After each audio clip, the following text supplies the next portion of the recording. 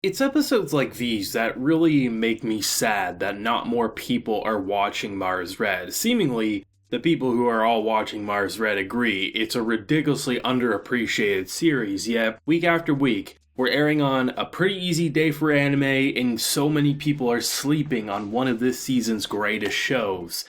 Seriously, if you clicked on this video saying, why should I watch it? It's poetic, it's vampires done right, it's heartbreaking love stories, it's heartbreaking storytelling, but it's a military series with so much heart and character. This week's episode was a roller coaster. Finally getting a good Misaki backstory, with Defrott kind of front and center and completely different than I was imagining up until this point. I mean, you start off the episode with him lingering over our boy, and after last week's amazing sacrifice from Yamagami, a character who didn't need to die in that episode but chose to prove a point that someone like Maida doesn't want to fight for this army anymore. They are basically scumbags, and watch, I get killed by the sunlight, and seriously, I'm done being a pawn for something I definitely don't believe in, and I get to feel the sun one last time. Don't do what I was forced into.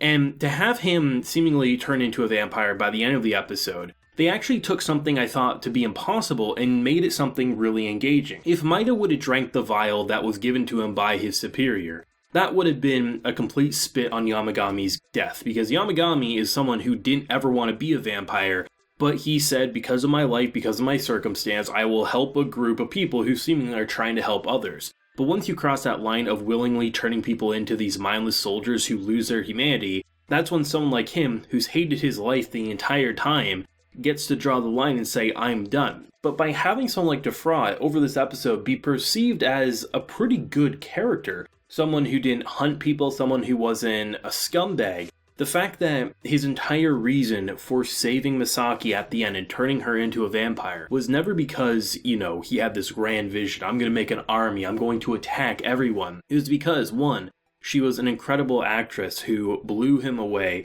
and really knocked his socks off, but two, she wanted to be able to perform for her fiancé, that being Maida. And the fact that that makes episode 1 all the more interesting. In fact, I went back and rewatched scenes in episode 1 just to really soak in what this episode just delivered. It makes so many of her actions towards Maida in that barricaded room so much more sense. It makes so much sense what we were seeing now. And I like that because by having Yamagami saying, don't do this, don't follow this group, they are basically evil, I think what this episode did was by having Defrott be the reason he turns into a vampire to save his life, allows for him to now push back and have the ability to actually destroy this operation for good. That seems to be the direction we're heading, and if not, I'll be interested to see what they plan on doing. Though, I can't be the only one assuming that either A, the father had a hit job done on his daughter, which I wouldn't put it past him given the fact that he firmly believes in getting your hands dirty for what he sees as the greater good, but it might have also just been that person he was talking with, because there's no way a stage production crashed like that randomly. They've been working on it for so long and it looked pretty secure, so most likely a vampire did some meddling when she was acting and it ended in a brutal death or near-death experience, hence why she then became the vampire that we saw in episode 1. There's some heartbreak to this show. There is definitely a Romeo and Juliet style love story for sure. And to have most of the episode not be anything dark and twisted or anything too bad, but enough to really get you to understand not only the fiancé, but also this vampire who's been chilling in this stage production for so long. I really was waiting for the ball to drop to really just say, oh, here's his master plan. Instead, it was someone who just loved acting, and the way he taught her, the way he criticized her, brought her out the greatest,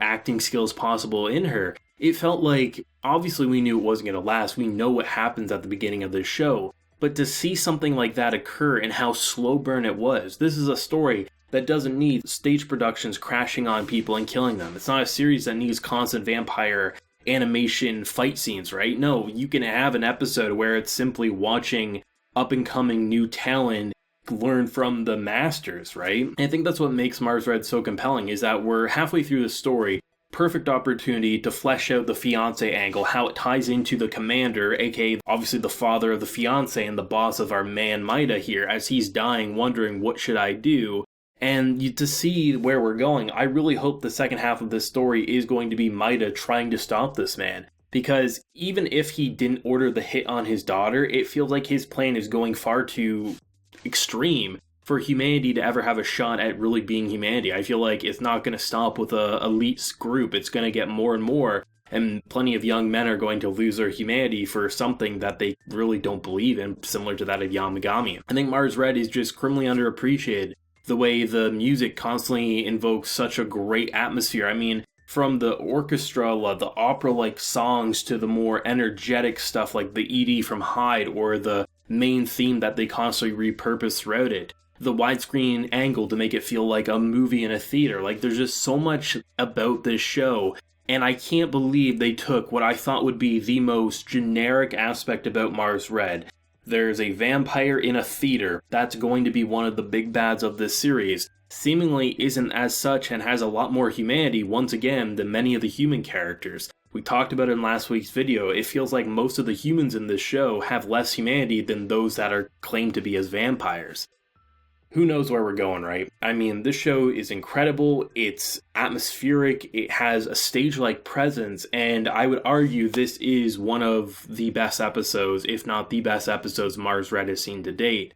And hopefully this is a good sign going forward. I mean, I've loved every episode, but if they keep the quality up like this, we're going to be in for, I truly feel like, a masterpiece of a vampire military-style story. And you don't get to see too many people say that about vampire series, especially in the anime world. The one wish I guess I do have about this show is that Defrott will be more relevant than he has been up until this point. Like I said, I didn't think he was going to be all that interesting of a character, so I've been fine with his lack of appearance in this show. But I do hope, given what just happened, it's not going to be a character once again sidelined, because I think there's so much potential with maybe Maida and him working together for some grand vision. And honestly, given everything in their connection to someone like Misaki, I think it's the perfect opportunity to bring him more into the equation and hopefully, set anew a really good end goal. Because, I mean, a couple episodes back, it felt like we're at the end game. And here we are with episode 7 now, and it feels like we definitely are entering the last act, and who knows what they're going to throw at us. I have seen some people say that it's hard to keep track of which female character is who in this story, and I kind of agree. Like, even though the voices are definitely different both in the English and Japanese dubs, I just feel like sometimes the facial designs and hairstyles are so similar, it is easy to get being like, wait, I thought that was a reporter, oh wait, no, that's the fiancé. So I get where some people are coming from, right? Of course, as always, let me know your thoughts and feelings, and definitely those theories down below. Do you think the father ordered the hit, or do you think it was simply just that man doing it on his own accord because he knew she was there when she was a little peeping Tom when they didn't want to? She didn't deserve that death, but gotta keep those secrets safe, I guess. If you liked the video, leave a like, share your support, and hit that subscribe button if you're happy new around here. So until next time, everyone, please take care and have a good one.